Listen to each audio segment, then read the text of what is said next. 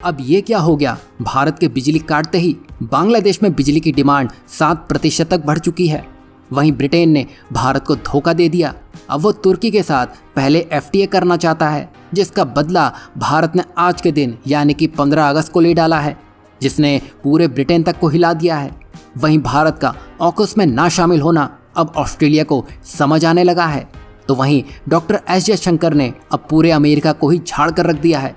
साथ ही प्रधानमंत्री नरेंद्र मोदी ने यूक्रेन को लेकर एक बड़ा ऐलान कर दिया है। ऐसी कुछ इंटरेस्टिंग अपडेट पर ध्यान दें तो अभी आप सबको ऐसा लग रहा होगा कि बांग्लादेश भारत की पकड़ से बाहर जा चुका है, लेकिन आने वाला समय ऐसा बिल्कुल भी नहीं रहने वाला है। जो बांग्लादेश अपने आप को अखंड बनाने के लिए इतने हाथ पांव मारने में लगा है, उसके वो सारे समीकरण अब धरे के धरे रह जाने वाले हैं। क्योंकि जैसा हमने आपको कल बताया कि भारत ने बिजली को लेकर बांग्लादेश के साथ बड़ा खेल कर दिया है, जिससे जो अडानी पहले अपनी बिजली सिर्फ और सिर्फ बांग्लादेश के लिए ही बनाता था, अब वो ऐसा ना करके उस बिजली को भारत में भी बेच सकेगा। और ये सब हो ही रहा था कि बांग्लादेश में 7% बिजली की डिमांड एकदम से बढ़ती हुई दिखाई दी है।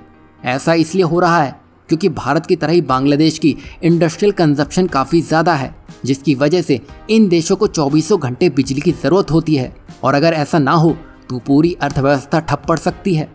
और भारत यूं ही बिजली नहीं काट रहा है। अगर आप पैसा ही नहीं चुकाएंगे तो आपको भारत फ्री में बिजली यूं ही नहीं दे देगा। अब तार तो कटेंगी ही कटेंगी। जब भारत में कोई बिल नहीं भरता है तो कनेक्शन तक काट दिए जाते हैं। तो यहाँ तो करोड़ों रुपए की बात हो रही है। दरअसल बांग्लादेश वाली बिजली कंपनी ने अदानी पावर को लगभग 4 महीने का पैसा यानी कि तकरीबन 400 करोड़ रुपए नहीं दिए हैं, और हर महीने ये खर्च लगभग 90 करोड़ रुपए तक का बैठता है, जो कि बांग्लादेश नहीं दे पा रहा है। पहले तो पैसे की समस्या थी, लेकिन अब तो पूरा बांग्लादेश ही जल रहा है। तो भारत को ये फैसला लेना पड़ा। वैसे अब तो तय है कि भारत कुछ तो बड़ा करेगा ही, क्योंकि हाल ही में प्रधानमंत्री नरेंद्र मोदी ने स्वतंत्रता दिवस पर लाल किले से भाषण दिया, जहां उन्होंने बांग्लादेश के नए नेता को संदेश भी दे दिया। बता दें कि शेख हसीना की सरकार के जाने के बाद वहां हुई हिंसा में हिंदुओं को निशाना बनाने पर चिंता जताई और बांग्लादेश से हिंदुओं की सुरक्षा सुनिश्चित करने की मांग भी की। मतलब यहाँ प्रधानमंत्री नरेंद्र मोदी ने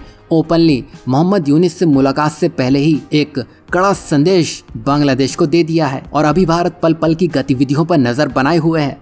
भारत को लगा अगर बात हाथ से निकल रही है तो भारत के पास कई और रास्ते मौजूद हैं। शुरुआत तो भारत ने अपने ट्रकों को रोककर कर दी है। साथ ही बिजली को लेकर जो नया कानून बनाया गया है, उससे बांग्लादेश में जल्दी अंधेरा छाता नजर आएगा। वहीं आपको क्या लगता है, भारत अभी तक जो कर रहा है वो सही है या भारत को थोड़ा वेट एंड वॉच की स्थिति में रहना चाहिए? वहीं नेक्स्ट अपडेट की बात करें तो ये ब्रिटेन से निकल के आ रही है, जो इस समय एक बड़े संकट से जूझ रहा है, जिसकी वजह से वो भारत के साथ फ्री ट्रेड एग्रीमेंट करने की तैयारी में था। लेकिन अब ब्रिटेन ने ही यू टर्न मार लिया है। भारत को लेकर तो पता नहीं, लेकिन अब वो तुर्की के साथ एफटीए की टेबल पर आने की बात कह चुका है। दरअसल तुर्की ने हाल ही में ब्रिटेन के साथ अपने एफटीए को मजबूत करने की दिशा में एक महत्वपूर्ण कदम उठा लिया है, जहां दोनों देशों के बीच व्यापार और निवेश को बढ़ावा देने के लिए तुर्की की राजधानी में बातचीत शुरू करने पर सहमति बन चुकी है। जहां दोनों देशों के कॉमर्स मिनिस्टर ने एक वर्चुअल बैठक भी की, जहां दोनों देशों के व्यापार को 20 अरब डॉलर के लक्ष्य को पार करने पर विशेष ध्यान दिया जा रहा है। यही नहीं, दोनों देश के नेता 30 अरब डॉलर के व्यापार के लक्ष्य को हासिल करना चाहते हैं। यहाँ आप देख सकते हैं भारत से बस बातें होने में लगी हैं, पर तुर्की के साथ मिलने तक की बात हो चुकी है। साथ ही एफटीए को लेकर क्या टारगेट्स रहेंगे उसको भी सेट कर लिया गया है। अब ये तो ब्रिटेन की बात है ही, लेकिन आपने कहावत सुनी होगी, जैसी करनी वैसी भरनी। अब ये ब्रिटेन पर एकदम सिद्ध होती हुई दिखाई दे रही है, जहां आज 15 अगस्त को देश ने अंग्रेजों से आज़ादी हासिल की थी, और ये आज़ादी अंग्रेजों को इतनी भारी पड़ेगी खुद अंग्रेजों ने नहीं सोचा होगा। दरअसल ब्रिटेन से भारत के साथ एफटीए नहीं हो पा रहा हो, लेकिन आज भारतीय कंपनियों की इतनी क्षमता हो चुकी है कि वो ब्रिटेन की कंपनियों को खरीदने में लगे हुए हैं, और यहाँ भारतीय कंपनियां ब्रिटेन के कंपनियों के ब्रांड्स पर कब्जा जमाती जा रही है। जहां आपने देखा होगा टाटा जैसी भारतीय दिग्गज कंपनियां अब जैगवार, लैंड रोवर जैसी ब्रिटिश लग्जरी कारों के मालिक बन चुके हैं। न सिर्फ कारें बल्कि ब्रिटेन की कई बड़ी कंपनियां भारतीय हाथों में आ चुकी हैं। अब ब्रेक्जिट के बाद से तो ब्रिटेन की अर्थव्यवस्था कमजोर होती हुई दिखाई दी है, और जिसका फायदा उठाते हुए भारतीय उद्योगपतियों ने ब्रिटेन में जमकर निवेश किया है। और लंदन में महंगी संपत्तियों से लेकर बड़े बड़े ब्रांड्स तक सब कुछ भारतीयों के पहुंच में आ रहे हैं। और हाल ही में भारतीय एयरटेल ने ब्रिटेन की दूसरी सबसे बड़ी टेलीकॉम कंपनी यानी कि बीटी ग्रुप में 24.5% के शेयर की बड़ी हिस्सेदारी हासिल कर ली है, जिससे भारतीय एयरटेल इस कंपनी की सबसे बड़ी मालिक बन चुकी है। और ये वही बीटी ग्रुप है जो भारतीय एयरटेल की 21% हिस्सेदारी रखती थी और अब एयरटेल ने उसे ही खरीद लिया है। यहाँ आप देख सकते हैं समय बदलते देर नहीं लगती है, जिसको भारत ने साबित भी कर दिया है। अगर आप एफटीए को छोड़ दें तो भारत यूं ही ब्रिटेन से पूरा हिसाब ले लेगा। आपको क्या लगता है, भारत ने सही खेल ब्रिटेन के साथ कर दिया है? वहीं नेक्स्ट अपडेट पर ध्यान दें तो ये ऑकस संगठन को लेकर आ रही है जो अभी खूब चर्चा बटोर रहा है, क्योंकि इस बार अमेरिका और ब्रिटेन ने ऑस्ट्रेलिया को बीच समंदर में लकड़ी की नाव पर छोड़ दिया है। दरअसल साल 2021 में ऑस्ट्रेलिया, अमेरिका और ब्रिटेन ने मिलकर एक गुप्त समझौता किया था जिसका नाम ऑकस रखा गया, जिसमें भारत को भी खूब शामिल करने की कोशिशें की गईं।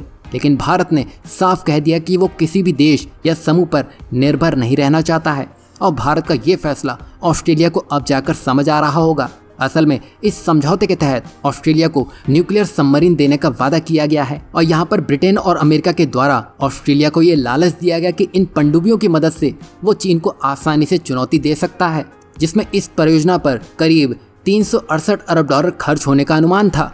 लेकिन इस समझौते की शर्तें अमेरिका और ब्रिटेन ने बहुत शानदार तरीके से बदली, जिसमें अमेरिका और ब्रिटेन इस समझौते से 1 साल पहले बताकर निकल भी सकते हैं, यानी कि ऑस्ट्रेलिया को न्यूक्लियर सबमरीन मिलने की कोई गारंटी नहीं। इसके अलावा ऑस्ट्रेलिया को न्यूक्लियर सबमरीन के लिए किसी भी दुर्घटना का पूरा जिम्मा उठाना होगा। और सबसे खराब बात तो यह है कि ऑस्ट्रेलिया को न्यूक्लियर एनर्जी से जुड़े किसी भी अंतर्राष्ट्रीय समझौते के लिए अमेरिका और ब्रिटेन की इजाजत भी लेनी होगी। इससे ऑस्ट्रेलिया की आज़ादी पर सवाल उठाए जा रहे हैं, जिसमें ऑस्ट्रेलिया के कई नेता और लोग इस समझौते का विरोध कर रहे हैं। वे कह रहे हैं कि यह समझौता ऑस्ट्रेलिया को अमेरिका का गुलाम बना देगा, क्योंकि पहले ही ऑस्ट्रेलिया ने फ्रांस के साथ एक समझौता तोड़ दिया था, जिसकी वजह से उसे करीब 830 मिलियन डॉलर का नुकसान हुआ। दरअसल हुआ यह था कि ऑस्ट्रेलिया ने इससे पहले फ्रांस के साथ पारंपरिक पनडुब्बियों का सौदा किया था, जिसे बाद में तोड़ भी दिया गया था और जिससे फ्रांस खूब नाराज हुआ, क्योंकि वो ऑस्ट्रेलिया को इसी तरह की पनडुब्बी बनाकर देने वाला था।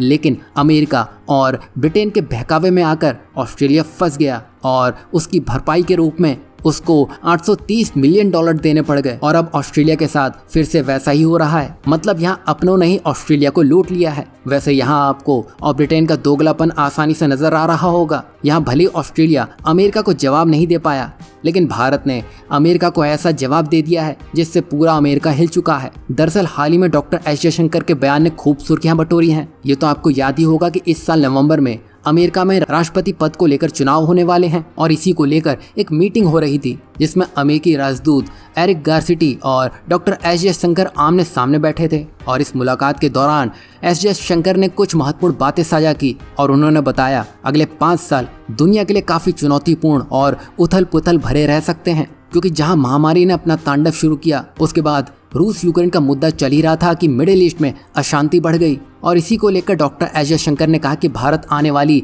इन्हीं चुनौतियों के लिए तैयारी कर रहा है। और इस बातचीत के दौरान जब डॉक्टर एस जयशंकर से अमेरिकी चुनाव के बारे में सवाल किया गया तो उन्होंने बड़ी सदी हुई भाषा में कहा कि भारत अन्य देशों के चुनावी मामले में दखल दे या उन पर टिप्पणी करने से बचता है। और उन्होंने ये भी कहा कि भारत की यही अपेक्षा है कि दूसरे देश भी हमारे चुनावी मामलों में कोई बयानबाजी ना करें। उन्होंने आगे कहा कि चाहे अमेरिका में कोई भी राष्ट्रपति चुना जाए, भारत को विश्वास है कि वह उसके साथ मिलकर सफलतापूर्वक काम करेगा। और इस पूरे संदर्भ में जयशंकर का रुख ये दर्शाता है कि भारत विश्व राजनीति में अपने स्वतंत्र दृष्टिकोण और आत्मविश्वास के साथ आगे बढ़ रहा है। वैसे आपको क्या लगता है, इस बार अमेरिकी इलेक्शन में कौन सबको चौंका सकता है जहां ये सब चल रहा है? वहीं भारत ने यूक्रेन को लेकर एक बड़ा ऐलान कर दिया है। दरअसल पीएम मोदी जल्दी महत्वपूर्ण अंतर्राष्ट्रीय दौरे पर जाने वाले हैं और ये दौरा केवल यूक्रेन तक सीमित नहीं रहने वाला है, बल्कि इसके साथ ही साथ वो यूक्रेन के पड़ोसी देश पोलैंड भी जाएंगे। रिपोर्ट्स की माने तो प्रधानमंत्री की ये यात्रा 21 अगस्त से 23 अगस्त तक चलेगी, जहाँ वो सबसे पहले पोलैंड के राष्ट्रपति और प्रधानमंत्री के साथ बातचीत करेंगे। और इस यात्रा का मुख्य उद्देश्य रक्षा और राजनीतिक सहयोग को मजबूत करना होगा। वहीं पीएम मोदी की ये यात्रा पिछले 40 वर्षों में किसी भारतीय प्रधानमंत्री की पहली पोलैंड यात्रा होगी। और ये खास इसलिए भी है क्योंकि कोल्ड वॉर के बाद से पोलैंड अमेरिका के करीब जाता दिखा है। वहीं पीएम मोदी का ये दौरा बहुत कुछ बदलता हुआ दिखाई देगा। वहीं पोलैंड का खास दौरा करने के बाद पीएम मोदी यूक्रेन की राजधानी कीव के लिए आधे दिन की यात्रा पर जाएंगे। अगर मोदी का ये दौरा पूरा हुआ तो ये आजादी हासिल करने के बाद से यूक्रेन में किसी भारतीय प्रधानमंत्री द्वारा की गई पहली यात्रा होगी। और ये यात्रा बहुत ही खास रहने वाली है क्योंकि यहाँ प्रधानमंत्री नरेंद्र मोदी क्या कहते हैं और कैसे ज़ेलेंस्की से मिलते हैं, दुनिया की इस पर नजर होगी। वहीं आपको क्या लगता है, भारत इस बार कुछ नया करता नजर आएगा? क्योंकि ये सब कुछ पहली बार हो रहा है।